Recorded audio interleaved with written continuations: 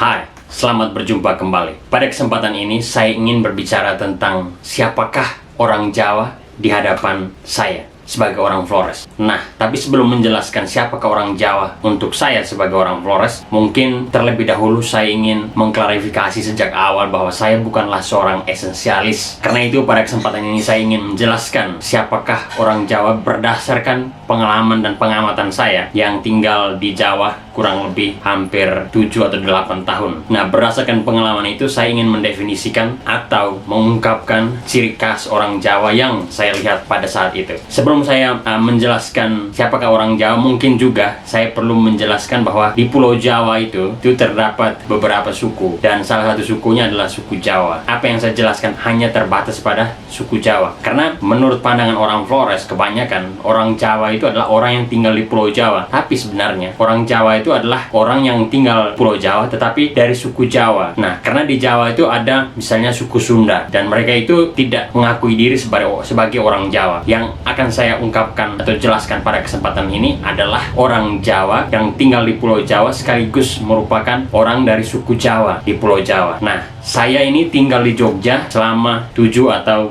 8 tahun. Dalam rentang waktu itu saya sebenarnya banyak sekali belajar dari orang Jawa. Pengalaman saya di Jogja selama 7 atau 8 tahun itu sangat dibantu oleh perjumpaan saya dengan orang Jawa. Kira-kira apa itu atau apa saja hal-hal yang positif dari orang Jawa yang ingin saya jelaskan pada kesempatan ini. Tapi mungkin sebelum saya menjelaskan hal-hal positif, saya mungkin perlu terlebih dahulu menjelaskan tentang pandangan lama saya ketika saya tinggal di Flores terhadap orang Jawa sebelum saya pergi ke Pulau Jawa, khususnya ke Jogja untuk studi dan kemudian bekerja. Jadi sebelum saya keluar dari Pulau Flores, pandangan saya terhadap orang Jawa itu agak negatif. Ya, orang Jawa itu menurut pandangan saya dan juga kepercayaan banyak orang di Flores bahwa mereka itu orang yang kurang bergaul atau orang yang agak individualis. Berdasarkan pengalaman saya di Jogja itu sebenarnya saya bisa melihat kenapa pandangan seperti ini akhirnya muncul terhadap orang Jawa. Dan sebenarnya pandangan ini tidak tepat kalau mengatakan bahwa orang Jawa itu individualis atau kurang bergaul. Karena berdasarkan pengalaman saya justru di Jogja lebih banyak bergaul dengan orang Jawa, dan orang Jawa memiliki hubungan pergaulan yang luas di antara mereka dan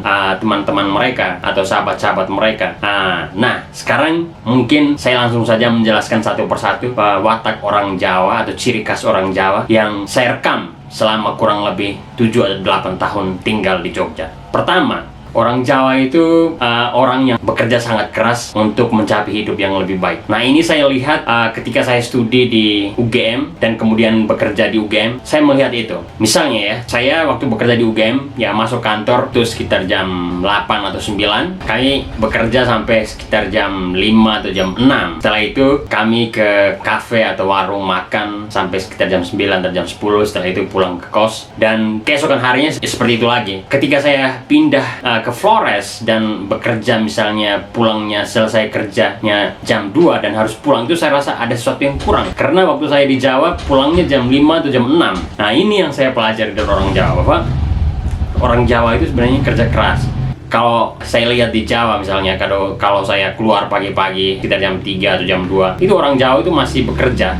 Apalagi kalau orang-orang yang bekerja di pasar, itu jam 2, jam 3 mereka sudah bangun dan sudah mempersiapkan semua barang-barang yang mau dijual. Dan ini saya temukan juga di Bali. Jam 2, jam 3 itu sudah sangat ramai di pasar. Dan ini saya tidak temukan di Flores. Jadi ya saya bisa katakan bahwa orang Jawa itu orang yang bekerja keras, rajin, dan itu bisa menginspirasi orang lain. Dan saya sendiri merasa terinspirasi oleh hal itu ketika saya tinggal di Jawa selama 7 atau 8 tahun. Setelah itu salah satu budaya kerja keras, misalnya kerja dari jam 8 sampai jam 5 atau jam 6 sore. Nah, itu yang terus saya bawa sampai sekarang. Dan pekerjaan itu dilakukan dengan serius dan sungguh-sungguh. Saya mungkin kurang tahu ya, apakah kebanyakan orang Jawa itu melihat pekerjaan sebagai permainan. Tapi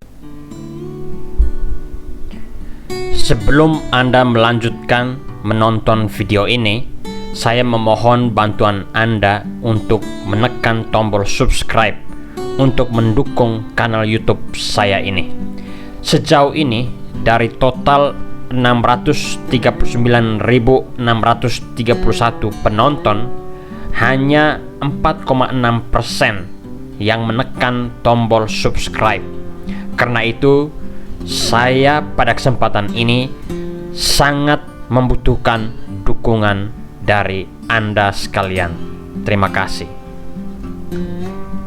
Nah, yang kedua itu orang Jawa itu selalu ingin menghindari konflik. Saya jarang melihat orang Jawa itu marah. Dan ini sangat berbeda dengan saya misalnya orang Flores. Kenapa? Ya, mungkin budaya orang Jawa itu sudah dikondisikan dalam sejarah mereka harus seperti itu. Nah, ini saya temukan ketika saya baca bukunya Benedict Anderson, Language and Power. Jadi di situ Benedict Anderson mengatakan bahwa di Jawa itu kekuasaan itu ditunjukkan paling utama melalui kehalusan. Jadi semakin halus seseorang, maka orang itu akan lebih terlihat memiliki kekuasaan, power. Nah, jadi seorang raja misalnya, kalau dia semakin halus, maka powernya itu semakin besar. Karena orang Jawa itu percaya bahwa kekuasaan atau power itu bersifat tunggal. Tidak seperti dalam konsep barat bahwa power itu tidak bersifat tunggal. Kalau di Jawa itu power bersifat tunggal. Artinya apa? Artinya kalau seorang raja itu kasar, maka orang Jawa langsung berpikir bahwa power yang ada di dalam dirinya itu sudah berpindah ke orang lain. Atau misalnya kalau ada bencana, dalam konteks misalnya ada bencana alam atau kekeringan yang panjang dalam suatu kerajaan, orang Jawa langsung berpikir bahwa raja yang memimpin mereka itu powernya sudah hilang, sudah berpindah ke orang lain. Dan karena itu raja itu harus segera diganti, karena raja itu sebagai titik yang menghubungkan antara makro sama mikrokosmos. Jadi dia adalah titik yang menghubungkan makrokosmos dan mikrokosmos. Nah, jadi seorang raja di Jawa itu adalah seorang pemimpin politik, pemimpin agama, pemimpin budaya. Dan ini yang membuat saya akhirnya cukup terkejut ya ketika saya membaca literatur tentang Flores. Ternyata konsep yang seperti ini, bahwa raja itu adalah pemimpin politik, pemimpin budaya, pemimpin agama, itu sebenarnya ada juga dalam masyarakat Flores yang muncul dalam wujud atau terminologi yang disebut, kalau di Nagekeo itu disebut Inetana Amewatu. Nah, Inetana Amewatu itu memiliki fungsi yang persis seperti fungsi Raja Jawa, seperti Hamengkubuwono atau Pakubowo. Nah, Pakubowo itu paku bumi, Hamengkubuwono itu memangku bumi. Nah, persis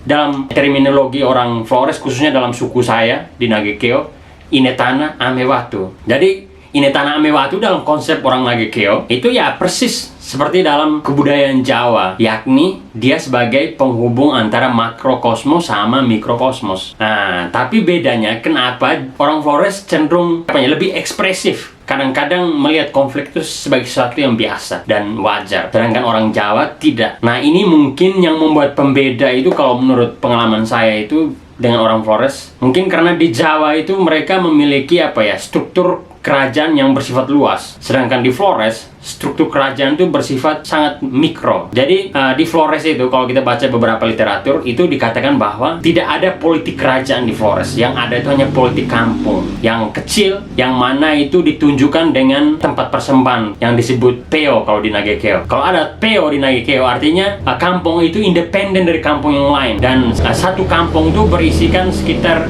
100-200 kakak. Jadi sangat kecil. Nah, karena itu mungkin pengaruh seorang Mosa laki sebagai penghubung makrokosmos dan mikrokosmos, dan akhirnya mempengaruhi masyarakat secara luas itu mungkin tidak terlalu berdampak seperti orang Jawa. Kalau orang Jawa kan lebih bersifat tunggal sistem kerajaannya yang bisa mencakupi wilayah yang sangat luas. Nah, ini juga membuat banyak orang tuh keliru sebenarnya mengatakan kalau bahwa di Flores tuh ada sistem kerajaan. Di Flores tuh tidak ada kerajaan, termasuk ketika sudah diintervensi oleh Belanda. Yang ada itu hanya swapraja, bukan kerajaan. Jadi Raja Flores itu bukan memimpin sebuah kerajaan, tapi dia memimpin swapraja. Jadi Raja Flores tidak memimpin kerajaan seperti di Jawa, tapi memimpin sebuah swapraja. Jadi itu, orang Jawa itu ya berusaha untuk tidak mencari konflik, ingin hidup dengan kedamaian. Karena ya mereka punya pandangan itu bahwa kehalusan itu adalah tanda orang memiliki kekuasaan. Dan itu saya tidak temukan di Flores, bahwa orang yang halus itu artinya orang yang memiliki kekuasaan. Nah, tidak seperti itu.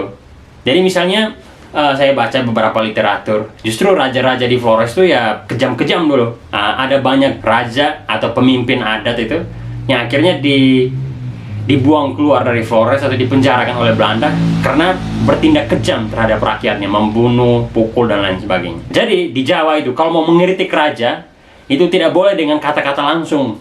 Kalau saya baca dari Benedict Anderson, yang dilakukan apa? Yang dilakukan itu hanya dengan senyum. Hanya dengan senyum saja, si raja ini langsung tahu bahwa itu adalah kritikan untuk dia. Atau sebaliknya juga, raja kalau merasa kecewa dan marah, mungkin dia akan hanya memberikan tanda melalui senyum. Dan orang yang berada di sekitar dia, kalau dia punya power di dalam dirinya, ya dia akan dengan mudah menangkap itu. Bahwa kekuasaan itu, semakin orang berkuasa, maka orang itu harus makin halus. Kalau dia tidak halus, maka kekuasaan itu pindah dari dia. Nah, ini yang tidak ada di dalam konsep orang Flores.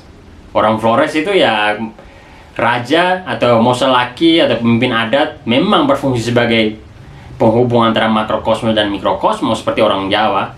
Tetapi yang tidak ada itu bahwa orang Flores itu melihat bahwa kehalusan itu sebagai bagian dari power. Nah, ini yang beda, yang membuat orang Jawa itu lebih halus, tidak ingin konflik, bertengkar, dan lain sebagainya. Sementara orang Flores, menurut saya, yang saya lihat, cenderung untuk lebih ekspresif. Yang ketiga, ini mungkin penting juga. Yang ketiga itu, orang Jawa itu, kalau menurut pengalaman saya, itu mereka itu tidak cepat puas dengan apa yang mereka peroleh. Dalam arti positif. Jadi orang Jawa itu, kalau dia sudah tahu sesuatu, dia akan mempelajari itu secara serius agar lebih tahu apa yang sudah dia pelajari itu. Dan kalau dia tahu, dia tidak merasa diri paling hebat atau paling sombong seolah-olah dia mengetahui seluruh dunia.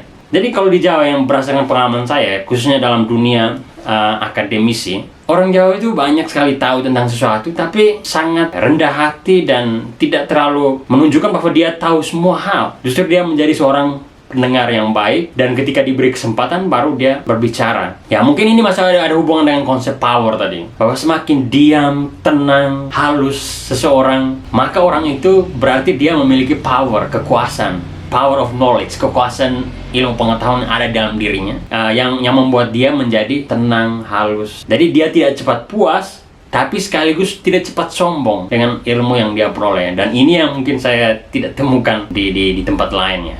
Jadi orang Jawa semakin pintar, semakin hebat, justru semakin halus, semakin tidak menunjukkan bahwa dia itu hebat. Nah, ini yang saya pelajari, saya pikir. Saya pelan-pelan mempelajari itu. Ya, walaupun mungkin tidak terlalu berhasil, tapi ya saya berusaha. Karena menurut saya ini baik juga. Tapi ya mungkin juga tidak bisa saya mencerabuti diri saya dari kebudayaan Flores. Ya, saya hanya menyesuaikan semampu saya. Dan ya mudah-mudahan kalau seandainya berhasil ya baik. Kalau tidak berhasil juga tidak apa-apa, karena menurut saya semua orang dibesarkan dengan kebudayaan masing-masing dan pasti ada plus dan minusnya. Tapi ya tidak ada salah kalau kita bisa belajar dari kebudayaan lain, lalu kita asimilasikan dengan kebudayaan kita, dan mungkin itu bisa membuat kita menjadi lebih baik. Ini yang terakhir, orang Jawa itu kalau bahagia, dia tidak terlalu menunjukkan kalau dia itu bahagia. Kalau dia sedih, dia tidak terlalu menunjukkan kalau dia sedih. Jadi dia itu ya di antara saja, tidak jatuh pada ekstrem itu, sedih sekali atau bahagia sekali. Nah, ini justru berbeda dengan masyarakat di kebudayaan Flores misalnya, di kebudayaan saya. Kalau bahagia yang ditunjukkan sekali bahwa bahagia,